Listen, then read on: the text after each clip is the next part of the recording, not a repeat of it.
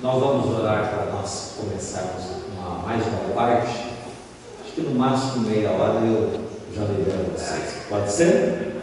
Amém. Aí nós já vamos para aquilo que interessa, que é o almoço. Eu, na verdade, vim para almoçar. Aí aproveitei isso tudo. Pai, nós agradecemos a Ti por essa igreja, por estarmos aqui, por esse momento inicial que tivemos e por esses apontamentos finais que vamos ter nessas última meia hora. Ajuda todos nós, ajuda a igreja local e esteja abençoando para que o resultado disso seja a glória para o Seu nome. É no nome de Jesus que nós oramos. Amém. Podem assentar.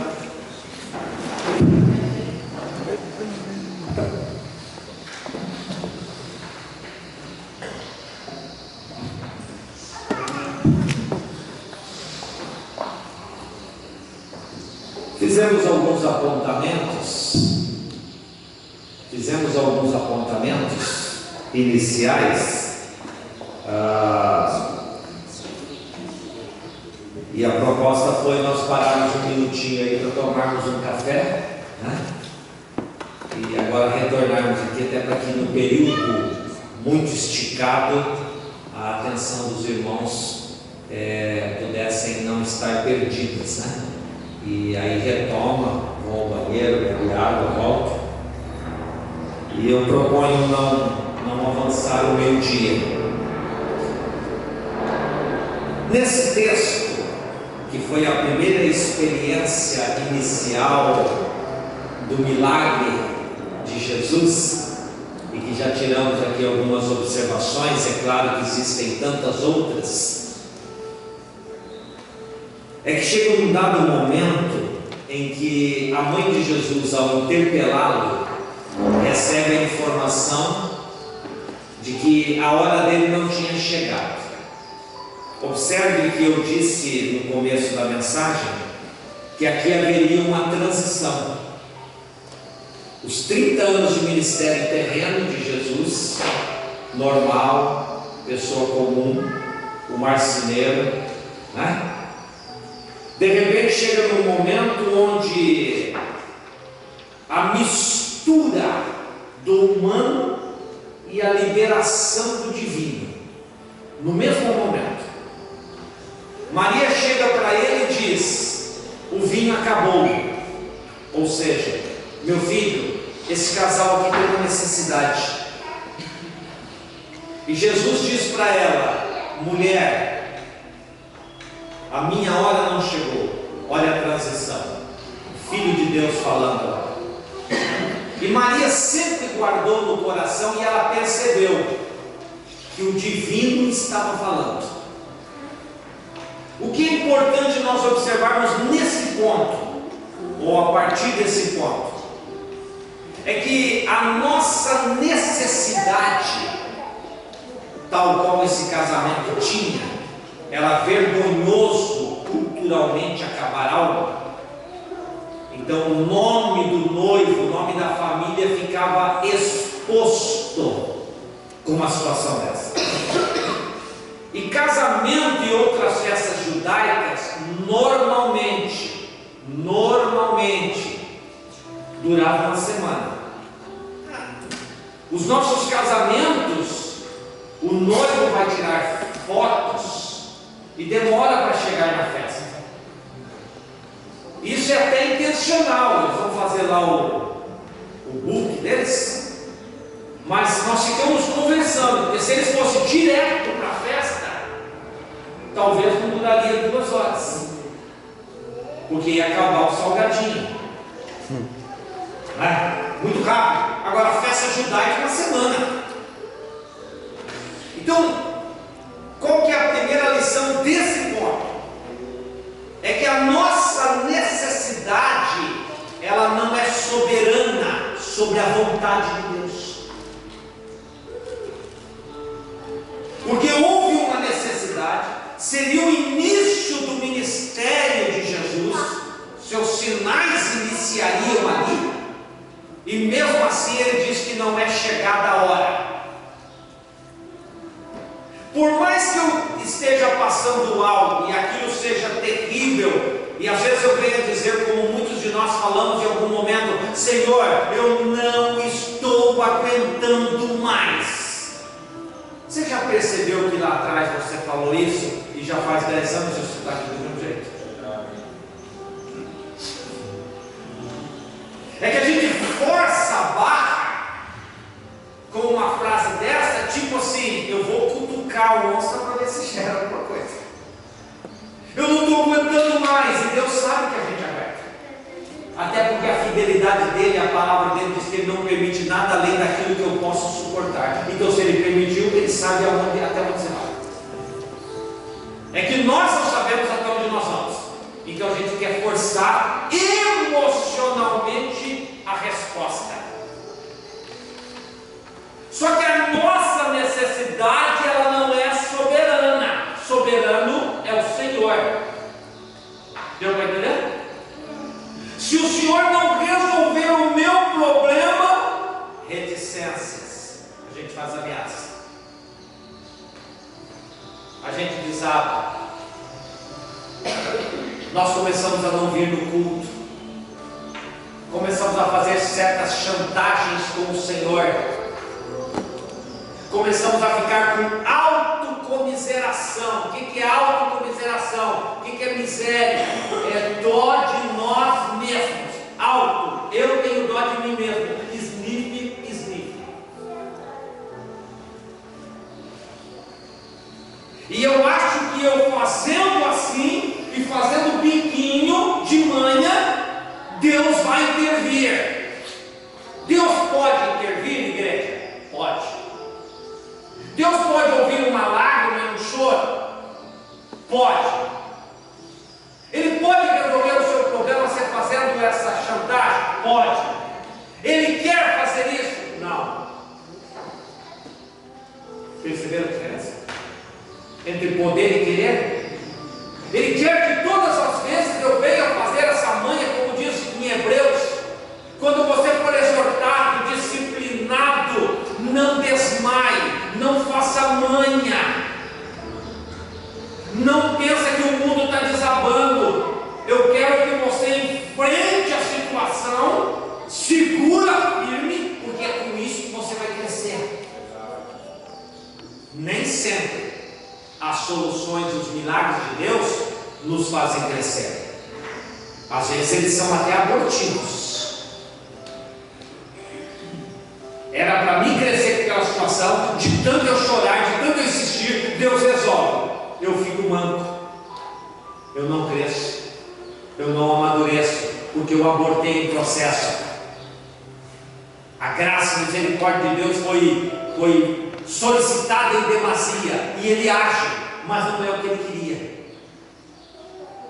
O nome disso às vezes é vontade permissiva. Ele até permite a situação, mas não é o que Ele quer. Ele gostaria que eu passasse por aquilo e esperasse o tempo certo, porque aí eu iria sair dali, não só o nome de Deus sendo glorificado, mas eu ia sair mais amadurecido, mais preparado. E aí a Maria percebe isso, né? E ela diz para os garçons: faça tudo o que ele vos disser. Essa parte eu já preguei. De repente, o próximo verso vai dizer, dá a impressão que passou um período, não sei se foi meia hora, não sei se foi mais de uma hora, não sei se foi uma tarde toda, porque o casamento acontecia, a festa ela ia rolando. Mas chega um momento que chegou a hora. Jesus fala para eles ali, vamos ver aqui. Estavam ali, verso 6. 6 talhas de pedra que os judeus usavam para purificações, e cada uma delas levava 2 ou 3 metretas. E aí Jesus disse no verso 7: enchei de água as talhas, e eles as encheram-nas totalmente. Vamos lá. Cada talha, vamos supor que fosse um vaso desse, vamos ilustrar. Cada vaso desse cabia 2 ou 3 outros tipos de vaso, metreta. Então cada vaso desse aqui eram 6 desses vasos. A média é que os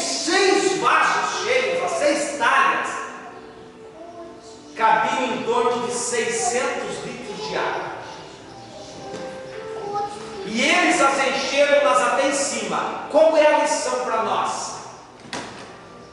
Qual é a lição, igreja? Que você deve participar do seu milagre, que você deve fazer a sua parte. Obediência também. Buscar. São tantos textos do Evangelho. A mulher buscou, a mulher invadiu a multidão, o fluxo de sangue. Cada um tiraria daqui situações que daria para pregar um ano aqui. O fato é que, resumindo, você precisa participar daquilo. Quem é que tem que encher as talhas? Eu. Quem é que tem que dar o passo correto? Qual que era a fala? Enchei as talhas de água. Quem que tem que obedecer? Eu. E o câncer da humanidade é justamente o contrário. O câncer da humanidade que gerou a queda é a desobediência.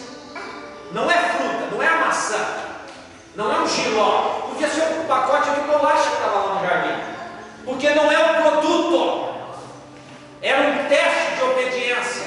Pela desobediência do homem entrou o pecado, pela obediência de outro homem entrou a vida eterna. Então o câncer da humanidade é desobediência. Quantos de nós desobedecemos? Desobedecemos no trânsito, desobedecemos em casa, filhos desobedecendo pai e mãe, membros que desobedecem pastor. Desobediência. Se tiver a placa na estrada 110 por hora, a gente gosta de estar a 130.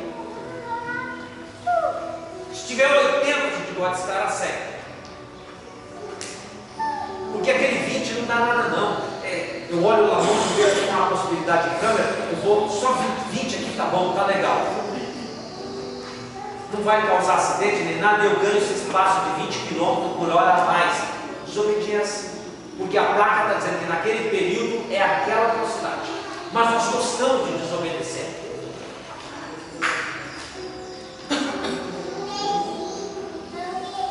Se tiver um trabalho, vamos falar de coisas simples, irmãos. Um trabalho especial, e o pastor Arlindo falar assim: olha, os irmãos vão receber aqui uma homenagem, cada um vai receber um canudo aqui, tal. Os irmãos subam por aqui e desçam por lá. Vai ter gente subindo por lá e descendo por aqui. Outros vão subir por aqui mesmo. É simples. Pastor, mas qual é o problema subir aqui ou subir lá? O problema é que foi mandado subir por cá. Simples. Deus é um Deus de detalhe, igreja. Presta atenção. Moisés não entrou na terra prometida por causa de detalhe. Pensa no Moisés, o camarada que falava com Deus, o maior líder do mundo. Na primeira, ele feriu a rocha. Na segunda experiência de sede, Deus falou: fala com a rocha. Ele estava bravo com o povo, estressado. Eu não estou aguentando 200 metros. Você imaginou o cara aguentar 2 milhões de pessoas sem quintal, sem banheiro? Ele, em vez de falar com a rocha, ele feriu. E a Bíblia diz lá na frente em Hebreus que a rocha que o seguia era Cristo, e Cristo não pode ser ferido 2 vezes. A partir do momento que ele foi ferido, a obra está feita. Agora com Cristo nós falamos com ele. Mas Moisés estava estressado. Pronto. Pois é, Moisés, beleza, pronto, aqui passa para Josué agora. Você vai ver, mas não vai entrar. Desobediência. Vamos chamar o irmão para fazer uma oração. Chamou o irmão para quê? Fazer uma oração. Ô irmão, eu queria aproveitar que eu estou aqui com a permissão do pastor. Como que o pastor vai criar um impasse no culto? Com a permissão. Já pediu aqui o pastor ter aquela cara amarela? Com a permissão do pastor, eu não permite nada. Já você fazer oração, faça oração.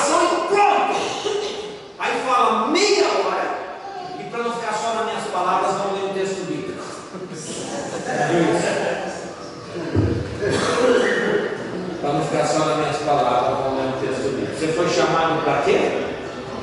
Fazer uma oração. Faça a oração e tchau, irmão. Desobediência.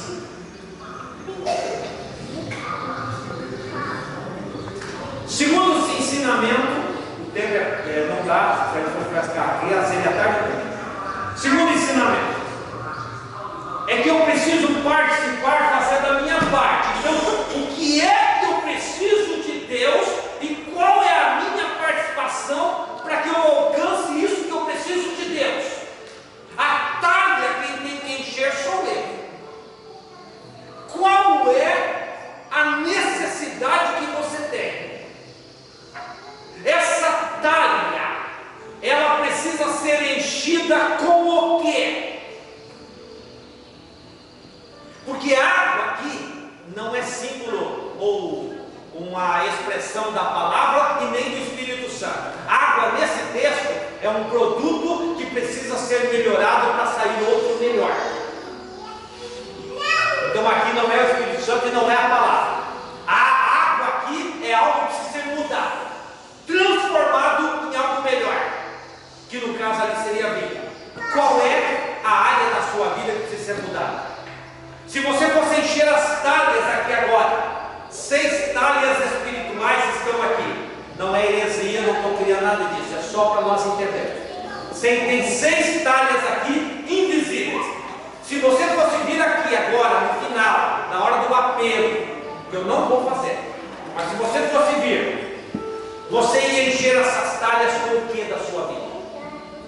Quais são as coisas que precisam mudar? Quais são as coisas que você precisa transformar em você? Eu não posso te julgar, mas você sabe o que é que não está bom em você e na sua família.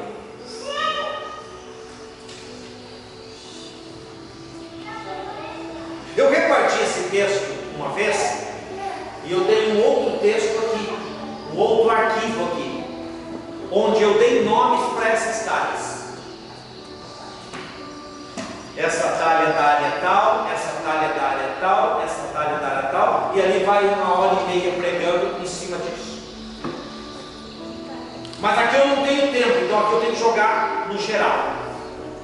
Qual água da sua vida precisa ser transformada?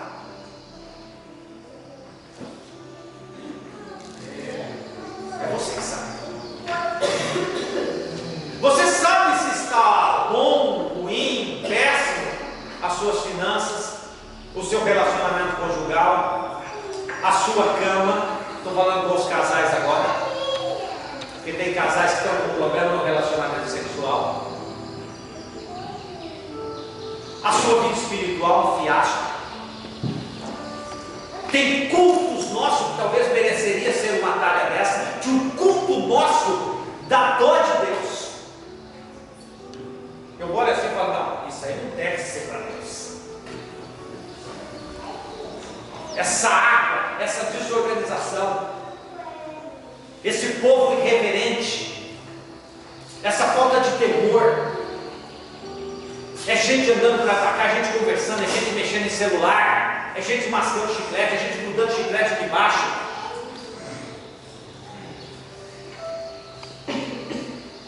Com todo respeito, vai para os obreiros aí, os homens da igreja.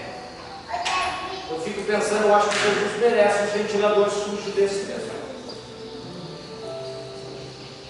Dá a impressão que tem um preto na igreja. Dá a impressão que não tem homem aqui na igreja. Ele acha que é a zeladora que vai subir lá, desmontar aquela grade, tirar aquelas poeiras. Mas eu acho que vocês estão certos, Jesus merece essa bagaça mesmo. É isso que Jesus merece. Então eu fico pensando em culto. Será que Deus está aceitando o nosso culto? Será que a forma como eu o trato, Ele merece? Será que isso não precisa ser mudado na minha vida? Será que se o Corinthians for jogar hoje à tarde, ou num dia de congresso e bater o horário do time que você torce, Jesus vai ter que esperar você terminar? E quando acontece isso, parece que o próprio Deus permite. O negócio, a decisão vai ter que ir para a prorrogação, depois vai para a pênalti. E Jesus que espere lá, é o meu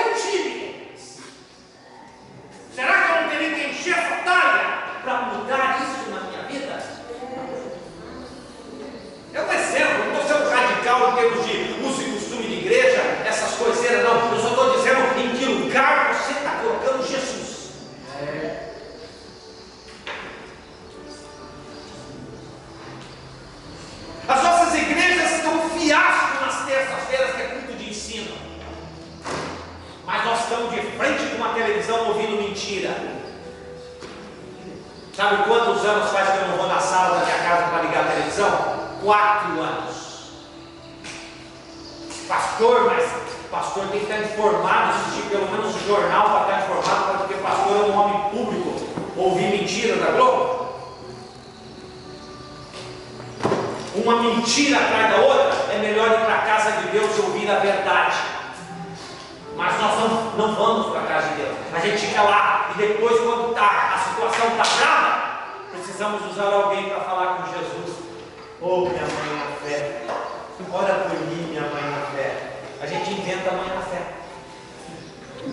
Sabe essas aberrações doutrinárias? Ai, minha mãe, ora por mim.